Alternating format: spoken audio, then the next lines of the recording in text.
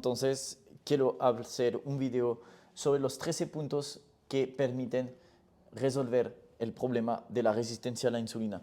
Lo primero que hay que saber es que cuando tú tienes resistencia a la insulina, se dice que más o menos entre 10 y 12 años después, si tú no la recuperas, vas a entrar en diabetes de tipo 2. ¿Ok? Entonces, eso es el primer factor. Luego, todas las personas que tienen resistencia a la insulina, y que desarrollan y que van hacia la diabetes, tienen mucha probabilidad, alrededor del 80%, de desarrollar un hígado graso.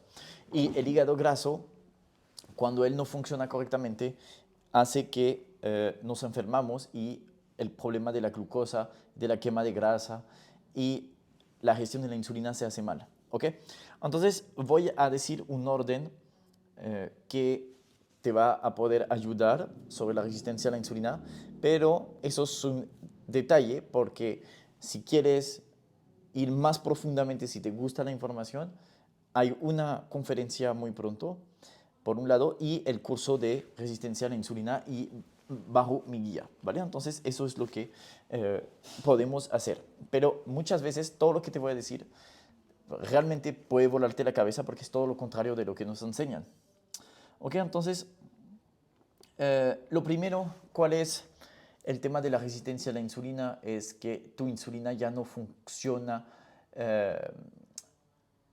a nivel de la entrada de las células. Entonces, la insulina actúa como una cerradura y como la llave y abre la puerta de las células. Entonces, tienes la célula cerrada, la insulina viene, entra en la cerradura de la célula, abre la puerta y el azúcar puede entrar dentro de la célula y hacer que la célula tenga energía. ¿Por qué hay una resistencia a la insulina? Básicamente porque ya, eso es todo lo contrario de lo que te enseñan, es que ya tus células están repletas de azúcar, entonces el cuerpo dice ya no más insulina, ya no más glucosa, entonces se queda a la puerta de entrada y por eso sube en sangre y por eso sube el azúcar y la misma insulina empieza a hacer resistencia porque ya no hay espacio en las células. ¿Cuál es el primer factor? La alimentación. La alimentación basada en carbohidratos refinados, azúcar, carnes, es súper importante. No es que esté un problema, pero el hecho de comer mucha proteína animal, 1, 2, 3 veces al día, aumenta más la insulina que los mismos carbohidratos, porque tenemos que aprender a diferenciar dos cosas. Tienes tu pico de azúcar, que te sube el nivel de azúcar, y tienes tu pico de insulina. Entonces puedo tener, normalmente eso es la lógica. Hay alimentos que me suben el azúcar y me suben también la insulina. Y hay alimentos que no me suben el azúcar, pero que me suben mucho la insulina. Esos son las proteínas animales, ¿ok? Principalmente, por ejemplo, los lácteos también, ¿ok? Y la carne, el pollo, el puerco, etc. ¿Ok? Entonces, es así que funciona la resistencia a la insulina. El primer factor que crea la resistencia a la insulina es comer demasiado carbohidratos, demasiado azúcar y grasas malas, saturadas, de mala calidad. Todos los aceites que no son extra virgen. ¿Ok? Entonces, el segundo punto son que hay medicamentos que agravan la resistencia a la insulina. Hay estudios que demuestran que los anticonceptivos aumentan la resistencia a la insulina, que las estatinas, es decir, la pastilla para el colesterol, te aumenta la resistencia a la insulina y te vuelve diabético. La misma insulina que se inyectan los diabéticos te aumenta la resistencia a la insulina. ¿Ok? Y también el paracetamol, es decir, las moléculas que son antiinflamatorias en venta libre, aumentan la resistencia a la insulina. Entonces tenemos que aprender a manejar eso desde el estilo de vida. Los hábitos van a hacer que tú no tengas colesterol, que no tengas problemas de dolor, entonces todo eso se puede resolver desde ahí. Luego seguimos entonces con la frecuencia de comida. Enseñan que el nutriólogo, el nutricionista, tienes que comer 5 o 6 veces al día. No hay más ineficiencia para sanar y resolver una resistencia a la insulina y bajar de peso. Más como, más tengo picos de insulina. Cada vez que yo como, hago un pico de insulina. Entonces, entienda eso. El ayuno intermitente es una de las soluciones más eficientes para poder resolver la resistencia a la insulina y aplicarlo es muy bueno. ¿Okay? Voy a dar un ejemplo aquí. hicieron un estudio clínico con 50 personas, después de 8 semanas se les bajó de 20% la resistencia a la insulina, sin hacer nada más, ¿ok? Entonces, eso lo voy a enseñar correctamente en los cursos y conferencias. Si tú quieres más, aquí lo explicaré en detalle. Luego tenemos los ejercicios de fuerza, y particularmente los ejercicios de fuerza y de HIIT, que son intervalos de alta densidad, en ayunas son muy eficientes. Unos estudios demuestran, por ejemplo, que solamente mejorar la fuerza al nivel de las piernas, que son sí, los cuádriceps, en 6 semanas mejora de 25% la uso de la glucosa al nivel de la pierna. Entonces, ¿qué quiere decir? Más haces musculación, más tu músculo tiene capacidad de absorber el azúcar y se te reduce resistencia a la insulina y azúcares en sangre. Luego tenemos el sueño y la luz. Ya se demostró que dormir menos de 6 horas aumenta de 25% más la resistencia a la insulina, entonces la gente tiene que aprender a dormir, yo enseño estas estrategias. Y también la luz artificial, que estar debajo un computador o luces blancas, genera resistencia a la insulina.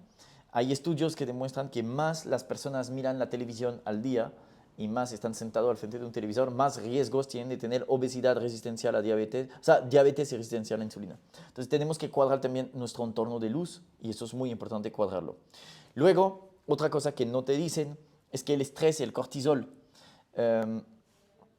es muy importante, se aumenta 100% del cortisol con una sola desvelada de una sola noche. El cortisol genera resistencia a la insulina porque manda señales hormonales donde bloquea el efecto de la insulina para que haya más azúcar disponible en la sangre para responder al estrés justamente. Entonces hay que aprender a gestionar estrés y cortisol. Luego tenemos las dietas limpias. Entonces, ¿qué quiere decir? Tenemos que aprender a comer correctamente, tenemos que tener mucho más grasas saludables de lo que nos hacen creer, reducir las proteínas animales y aumentar drásticamente las verduras y legumbres, ojalá crudas, cocinadas de ciertas formas para mejorar los picos de glucosa y el efecto de la insulina. Y como ya dije, lo peor que aumenta la insulina obviamente son los carbohidratos, las harinas, el maíz, el trigo, el arroz, ¿okay? Pero luego las carnes, ¿okay? Y luego los aceites vegetales. Entonces tenemos que aprender a comer mejor, ¿okay? Con una frecuencia de ayuno intermitente. Luego hay otro aspecto que yo explicaré en mucho detalle, que es el estado de la microbiota. Entonces es el estado de todos los microorganismos, las bacterias que tenemos en el intestino, que representa el 80% de nuestro sistema inmune, y los probióticos. Entonces ya se demuestra que ciertos alimentos tienen prebióticos que alimentan las bacterias saludables, ¿ok? Y solamente, por ejemplo, hay estudios que demuestran que consumiendo probióticos de cierto tipo, tenemos una reducción del 12% de la resistencia a la insulina. Entonces es bastante solamente por comer un tipo de alimento y cuando se va consumiendo correctamente se reduce del 50% el riesgo de tener diabetes.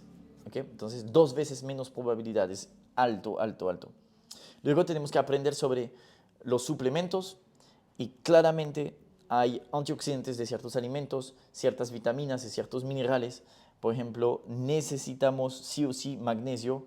Reducimos de 20% la resistencia a la insulina y glucemia en ayunas.